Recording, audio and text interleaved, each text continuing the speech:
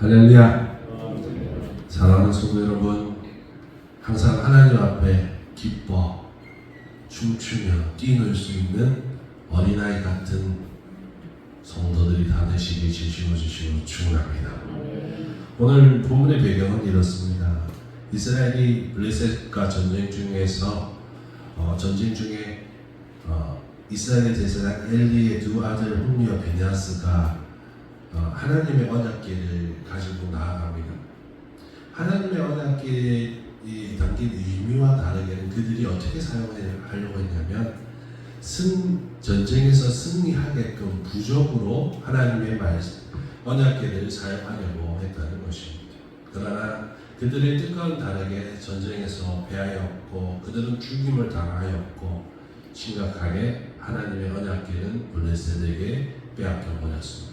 그리고 하나님의 언약궤는 이리저리 돌아다녔고 오랜 시간이 지나고 다윗이 드디어 왕이 됩니다. 왕이 된 후에 다윗이 가장 처음 한 것이 하나님의 언약궤를 다시 예루살렘에 가지고 오는 것이었습니다. 그런데 이 하나님의 언약궤를 가져오는 도중에 잘못된 방법을 사용하여서 하나님의 진노로 우사가 죽임을 맞이하게 됩니다. 그리고 하나님의 언약궤는 오베에돔의 집에서 3개월 동안 있게 됩니다. 그리고 하나님은 그 오베에돔의 집에 축복을 내리는 것을 보고 다윗이 다시 하나님의 언약궤를 다윗의 성으로 옮기려고 하고 있는 장면이라는 것입니다. 그때 다윗은 그토록 기다리면서 하나님의 언약궤가 다시 이스라엘에게로 돌아오는 것을 보고 기뻤습니다. 오늘 14절에 보면 다윗이 하나님 앞에서 베에봇을 입고 춤을 추고 있다고 얘기합니다. 베에봇은 제사장에 입는 옷인데 그만큼 하나님의 언약궤가 자기에게로 돌아오는 그것이 자기에게는 너무나도 기쁜 숭배의 기쁨이었다는 것입니다. 사랑하는 성도 여러분, 하나님이 돌아온다는 뜻입니다. 하나님의 언약궤는 하나님의 말씀이라는 것입니다. 하나님의 말씀이 자기에게 돌아오는 것을 기뻐하는 것입니다. 그는 지금 베에봇을 입습니다. 왕의 하얀 옷이 아닙니다. 하나님 앞에 왕으로 서는 것이 아니라 섬기는 자로 하나님 앞에 하나님이 경배의 대상으로 그는 맞이하고 있는 것입니다. 그 당시 다윗은 어떤 존재였습니까? 다윗은 전쟁에서 단 한 번도 진 적이 없습니다. 그 말의 뜻은 뭘까요? 역사 속에서 위대한 종목자들이 있습니다. 징기스칸도 있고 그 다음 알렉산더도 있고 다윗도 마찬가지일 거고요.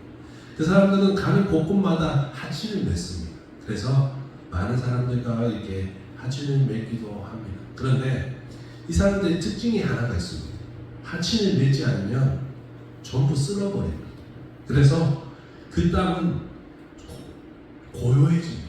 아무것도 남지 않기 때문에 그만큼 포악하고 잔인한 존재였습니다. 강한 존재였습니다. 그런데 그 무서운 다윗 왕이 지금 어떠한 모습을 하고 있습니다. 춤을 추고 있습니다. 미갈의 말을 빌리자면 우스꽝스럽게 춤을 추고 있습니다. 그의 옷이 벗겨질 줄도 모르고 춤을 추고 있었기 때문입니다. 미갈의 눈에는 자신들이 백성 앞에서 우스꽝스럽게 춤추면서 술에 취한 모습처럼 추태를 부리는 것처럼 느껴진다는 것입니다.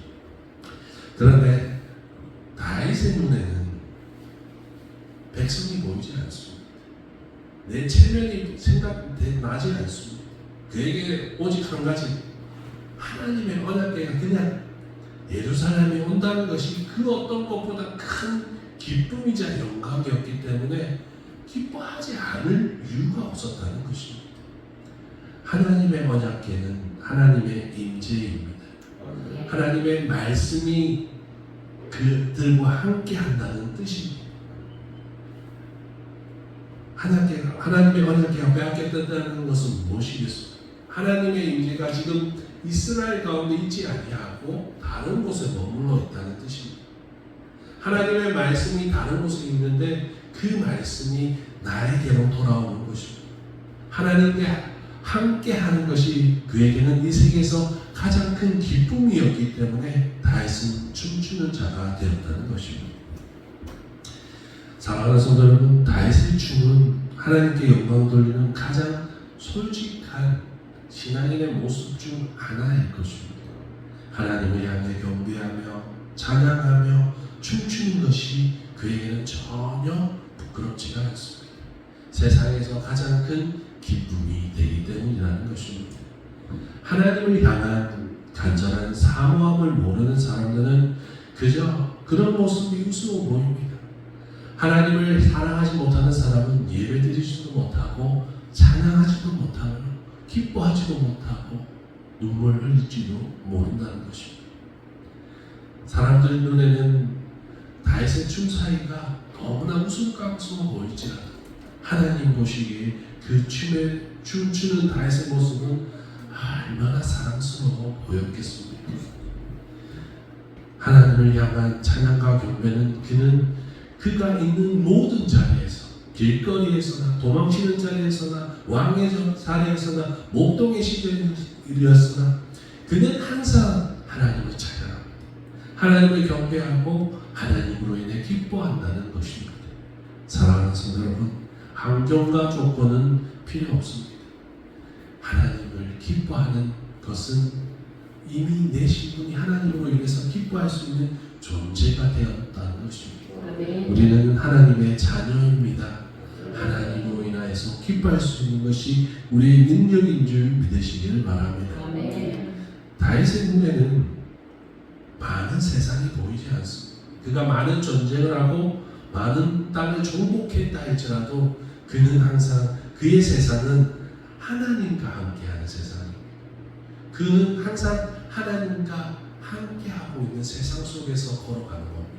하나님께 묻고 하나님께 반응하고. 사랑하는 성도 여러분, 그는 그래서 항상 하나님과 함께하길 원했다는 것입니다. 저는 하나님이 다윗이라는 존재를 왜 사랑했는지 잘 알 것 같습니다. 물론 항상 다윗은 하나님의 뜻 가운데서 행하고 하나님의 영광을 위해서 살아오려고 노력했습니다. 그런데 그보다 더 중요한 사실이 하나 있습니다. 그는 항상 하나님을 향해서 마음을 다해서 최선을 다해서 기뻐하고 찬양하고 감사했다는 것입니다. 여러분, 이것은 반응입니다.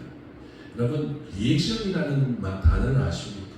우리가 어떤 반응을 했을 때 누군가 이렇게 고개를 끄덕거리고 아멘을 하고 웃어주고, 이것이 리액션이지 않습니까? 이 리액션을 했을 때 사람들이 리액션 잘해주는 사람을 참 좋아합니다. 제가 누군가를 만났을 때, 제 집사람을 만났을 때 제가 이렇게 막 얘기를 주저주면 웃으면서 예 그렇습니다. 그러시구나. 그 모습이 그때는 얼마나 이뻐 보이는지. 지금도 이뻐 보이지만 물론 모든 사람이 그럴 것입니다. 여러분도 지금 옆에 계신 분들이 예전에 잘해줄 때 얼마나 참 좋습니다. 집에 들어갔는데 내가 무슨 대화를 하는데 반응이 없으면 그게 참 슬프지 않습니까? 그런데 이 관계가 자녀와 부모 사이에도 마찬가지입니다. 제가 이 설교를 준비한 이유 중에 하나가 얼마 전에 제가 저희 아들에게 자전거를 중고로 하나 사줬어요. 어느 날 집에 돌아오더니 아빠, 내가 자전거를 좀 배워야겠다고 얘기를 하는데 사준다는 말을 안 하고 이제 어느 날 조용히 차를 태우고 이제 당근 거래를 해서 중고 자전거를 사러 갔습니다.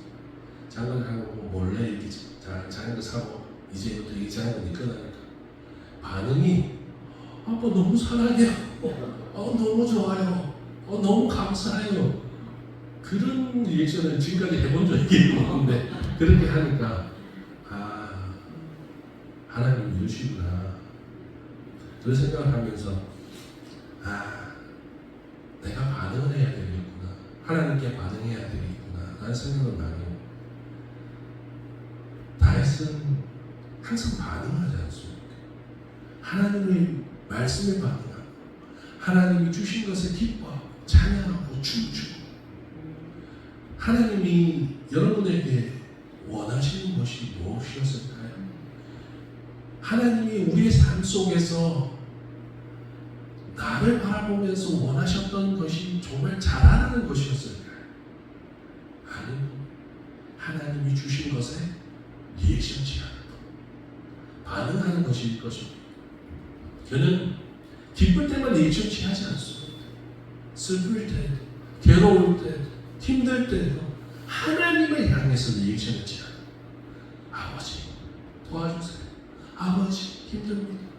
하나님은 진짜 하나님은 잘하는 행동을 원하시는 것이 아니라 하나님을 믿는 그 마음, 하나님을 향해 간절히 외치는 그 외침을 원하고 계신 것 같습니다.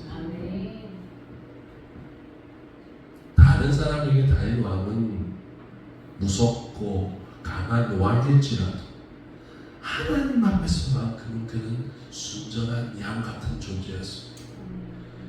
하나님 앞에서는 그 누구보다 연약하고 눈물 흘릴 줄 아는 남자였다는 것입니다. 사랑하는 성도 여러분, 우리 역시 그러해야 합니다. 우리는 우리의 문제나 솔직한 마음을 가지고 주님께로 나와야 될 줄 믿으시길 바랍니다. 하나님은 우리 아버지십니다. 아버지는 내가 잘하는 것을 원하는 것이 아니라 내가 아버지 앞에 매달리기를 원하시는 줄 믿으시길 바랍니다. 사람이 두려워서 내 체면 때문에 하나님 앞에 솔직하지 못한다면 그것을 내려놓아야 합니다. 여러분, 우리는 너무 많은 것을 갖추며 살려고 합니다. 물론 그것이 중요합니다. 하지만 하나님 앞에서는 필요 없습니다. 하나님은 우리가 낡은 옷을 입으나 낡은 신발을 신으나 내 마음이 아픈 마음이나 화난 마음이나 슬픈 마음이나 그것이 다 필요 없습니다. 그저 하나님 앞에 나오는 그 자체를 기뻐하시는 줄 믿으시길 바랍니다. 체면 때문에 하나님을 찬양하지 못한다면 우리의 삶에는 하나님의 은혜, 하나님의 기적은 일어나지 못한다는 것입니다. 여러분, 거짓 바리메오 이야기를 잘 아시지 않습니까? 예수님이 지나가시다는 소리를 듣고 그는 크게 외칩니다. 다윗의 자손 예수여, 나를 불쌍히 여기소서 라고 얘기합니다. 외칩니다. 그런데 이 거짓 맹인이 외치는 모습을 보면서 많은 사람들이 가로막았지 않습니까? 그런데 그가 어떻게 했습니까? 꾸지람을 들으면서 주눅들지 않냐고 더 큰 소리, 다윗의 자손 예수여, 나를 불쌍히 여기소서 라고 외친다는 것입니다.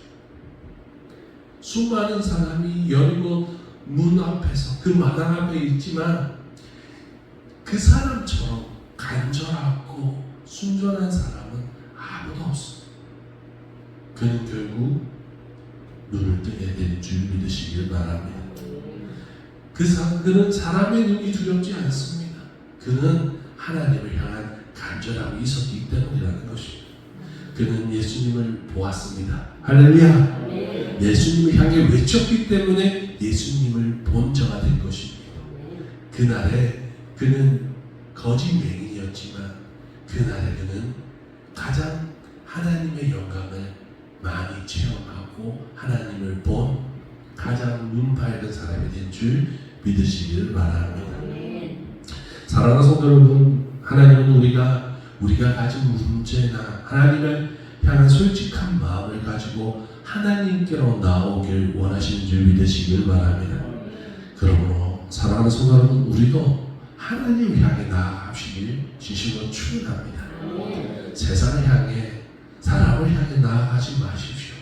나의 무거운 마음이 있다면, 그냥 울고 싶다면 하나님 앞에 울고 화를 내고 싶다면 투정도 부려보시고 하나님 앞에서 하십시오.